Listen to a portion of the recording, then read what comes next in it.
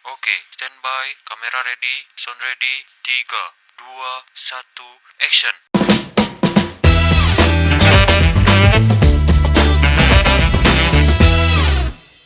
Halo semuanya, selamat datang di podcast kece kelas ceria, tempat kita membahas berbagai macam teknologi masa depan yang mengubah dunia. Maka nama saya Kevin Wijaya sebagai host kali ini. Dan di episode kali ini kita akan membahas tentang berbagai macam teknologi canggih seperti augmented reality, cyber security, artificial intelligence, virtual reality, big data, cloud computing, hingga Internet of Things dalam dunia pendidikan dan kehidupan sehari-hari. Ya. Namun sebelum itu, saya akan memperkenalkan beberapa narasumber yang terpercaya. Di sini ada Mas Zeng, Yuk, nah, ada Mbak Alia, Hai. ada Mbak Najwa, Halo. dan Mbak Farah. Hai. Nah, tanpa berbasa-basi lagi, mari kita mulai ke pembahasan yang pertama. Ada Internet of Things. Gimana menurut Mas Zeng? Apa itu Internet of Things? Itu sebagai masih asing bagi saya dan mungkin teman-teman semua. Bisa jelaskan? oke, jadi Internet of Things itu bisa kita bilang sebuah konsep di mana suatu objek yang memiliki kemampuan untuk mentransfer data melalui jaringan tanpa memerlukan interaksi manusia ke manusia atau manusia ke komputer. Nah, Internet of Things bisa kita definisikan sebagai subjek, misalkan orang dengan monitor, implan jantung, hewan peternakan dengan transporter. Transporter, maksudnya. Ya, sebuah mobil yang telah dilengkapi build sensor untuk memperingatkan pengemudi ketika tekanan ban rendah. Nah, seperti itulah kurang lebihnya. Kurang lebih seperti itu. Iya. Namun kalau dipakai dalam kehidupan, dipakai dalam dunia pendidikan, contohnya itu bagaimana? Itu Oke, kalau dalam bidang pendidikan, contohnya itu sederhana banget sih. Seperti yang udah kita jalani semua, pasti mahasiswa tahu lah. Classroom. Jadi smart classroom itu adalah konsep ruang belajar yang memanfaatkan teknologi canggih untuk meningkatkan kualitas pembelajaran dan interaksi antara pengajar dan siswa. Fitur dan teknologi dalam smart classroom mencakup papan tulis interaktif, perangkat lunak manajemen pembelajaran, sistem respon siswa, konektivitas internet berkecepatan tinggi dan perangkat untuk video konferensi. Nah, kurang lebih seperti itu. kurang lebih kayak seperti Zoom gitu ya juga bisa ya. Itu termasuk. Karena juga itu LMS kan sama sekarang. Untuk model gitu. Modul. Ya, pas kemarin COVID kan kita dominan menggunakan itu. Iya. Seperti itu. Sangat luar biasa sekali teknologi kali ini. Jelas. Dunia 2.0 kali ini ya. Oke. Baik, mungkin kita lanjutkan saja ke poin berikutnya. Mungkin lanjut ke artificial intelligence. Oke, oleh Mbak Alia. Apa sih Mbak itu artificial intelligence atau AI itu? Itu tidak asing sepertinya. Bisa jelaskan?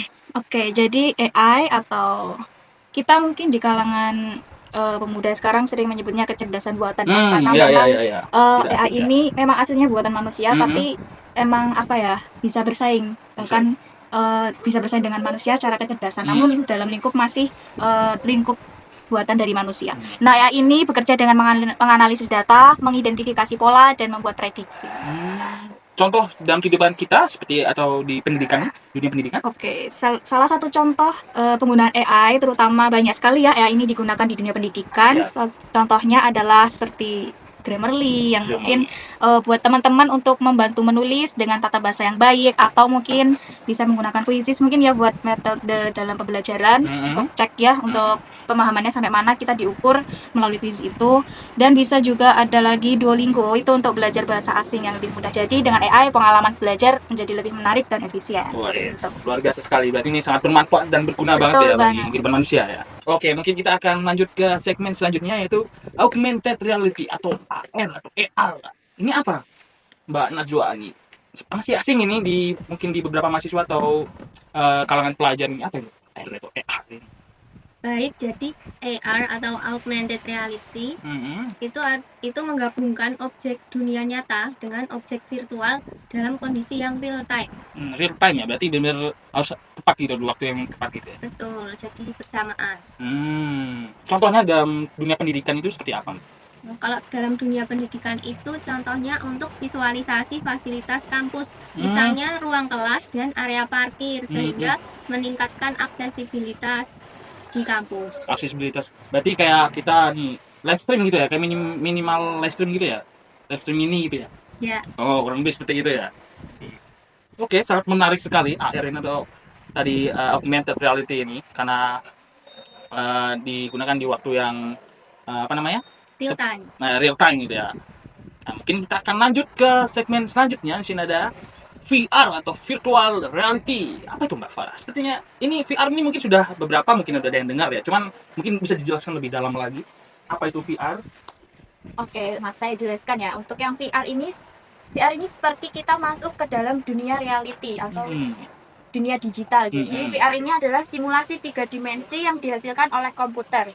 Nanti di dalamnya itu ada gambar dan suara dari situasi kehidupan nyata yang nanti seseorang itu dapat berinteraksi secara realistis dengan menggunakan peralatan elektronik yang khusus. Oh, seperti itu. Berarti ada alatnya tersendiri Ada gitu ya? alat khususnya untuk VR ini, Mas. Kalau digunakan dalam dunia pendidikan itu seperti apa Mbak contohnya Mbak? Kalau dalam dunia pendidikan untuk saat ini masih kurang digunakan karena mahalnya atau Alat itu. tingginya biaya untuk pengadaan alat VR ini. Masih terbatas gitu ya? Benar sekali. Tapi guru-guru itu bisa memanfaatkan alat VR ini yang ada di museum. Contohnya di Museum Sono Budoyo di Yogyakarta itu sudah ada alat VR ini. Jadi guru-guru bisa mengajak murid-murid untuk merasakan sensasi menggunakan VR ini di Museum Sono Budoyo di Yogyakarta. Nah, bagi teman-teman yang tertarik untuk mencoba VR mungkin bisa ke Museum Sono Budoyo ya. Betul sekali. Ya. Oke, lanjut kita ke segmen selanjutnya atau pembahasan selanjutnya ada Big Data. Ini juga apa nih Big Data? Data yang besar atau bagaimana? Ini apa ini pengertiannya? Jadi saya jelaskan Big Data ini salah satu untuk alat untuk analisis data ya. Kalau Big Data ini memungkinkan kita untuk menganalisis data dalam jumlah yang besar. Contohnya? Kalau dalam dunia pendidikan, Big Data ini untuk memantau performa siswa secara real time atau dapat membantu guru untuk menyesuaikan metode pengajaran yang lebih efektif.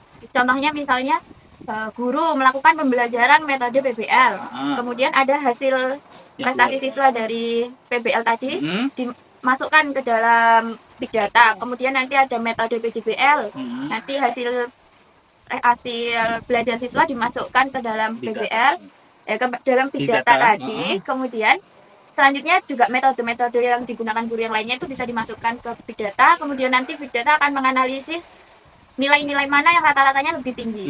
Nah, dari nilai yang tertinggi nanti itu yang menyatakan berarti metode tersebut lebih efektif digunakan untuk peserta didik. Berarti bisa menganalisis di mana sih atau metode mana yang tepat gitu ya untuk siswa yang dapat digunakan di kelas gitu ya. Benar sekali, Oleh sangat guru. membantu guru. Sangat membantu sekali ya. Oke. Sungguh menarik ya pembahasan kita kali ini. Nah, ada juga nih selanjutnya mungkin cloud computing. Apa ini, Mbak? Cloud computing ini apa? Cloud ini kan awan. Apa ini? Apa yang maksud Oke, cloud betul computing? sekali. Mungkin teman-teman masih terbayang ya kalau itu awan. Iya. Bagaimana sih apakah bentuknya awan atau seperti apa?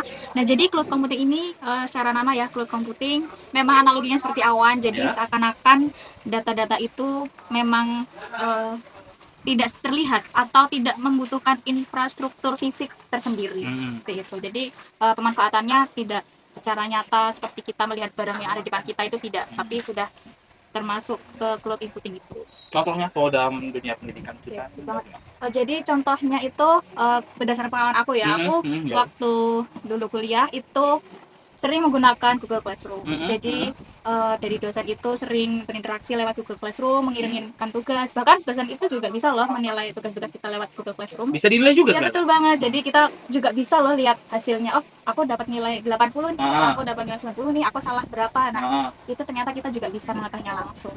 Kalau di situ apa bisa berinteraksi dengan teman sebaya juga di dalam itu Google Classroom itu? Tentunya bisa. Jadi di sini guru dan siswa dapat berinteraksi, saling membagi materi seperti itu. Oh, bisa share materi juga gitu ya? Walaupun kita tidak di ruang kelas yang secara fisik ya, tapi kita seakan-akan di sini tuh udah masuk ke ruang kelas. Makanya namanya cloud computing. Seakan-akan kita ya berada di awan gitu ya. Gitu. Di pemakas berada di awan gitu. Iya. Oke, mungkin kita lanjut ke segmen atau pembahasan selanjutnya. Aku terakhir mungkin cyber security. Apa tuh, Mas? Cyber security, Mas? Kalau kita lihat dari namanya ya, cyber security itu kan security itu udah keamanan. Keamanan. Nah, jadi untuk saya jelaskan secara sederhana aja, cyber security itu kayak keamanan cyber.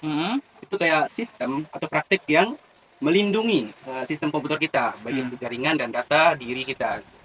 Contohnya sekarang ini kan di zaman digital, baik itu perusahaan, instansi pemerintah, seperti kampus, itu cyber security merupakan hal yang paling penting. Sangat penting kali. Sangat penting malahan di instansi besar, contohnya kayak kampus ini, wajib mempunyai cyber security. Karena cyber security ini memberikan atau melindungi data-data, baik itu data diri, data-data akademis misalkan kalau di kampus. Hmm. Nah, cybersecurity ini yang akan melindungi baik itu dari serangan hacker kan biasa sekarang. Hal ya orang yang tidak bertanggung jawab Iya, ya terhadap betul lah. yang dicuri gitu ya. Iya. Memang sangat luar biasa ya, sangat Iya, sangat bermanfaat penting. gitu ya, berguna banget ya bagi kita agar tidak kehilangan data seperti itu ya. Iya. Ya, wah seru banget teman-teman, banyak sekali pembahasan dari narasumber-narasumber kita tentang teknologi masa depan ini dalam dunia pendidikan. Nah, teman-teman, dengan perkembangan pesat ini tentu akan ada banyak sekali inovasi lain yang semakin memudahkan kita dalam belajar dan mengajar. Nah, terima kasih teman-teman sudah mendengarkan episode kali ini, dan jangan lupa kembali dengarkan episode selanjutnya di platform-platform terpercaya dan kesayangan Anda ya. Saya Kevin Hidayah pamit undur diri dan sampai jumpa. Dadah.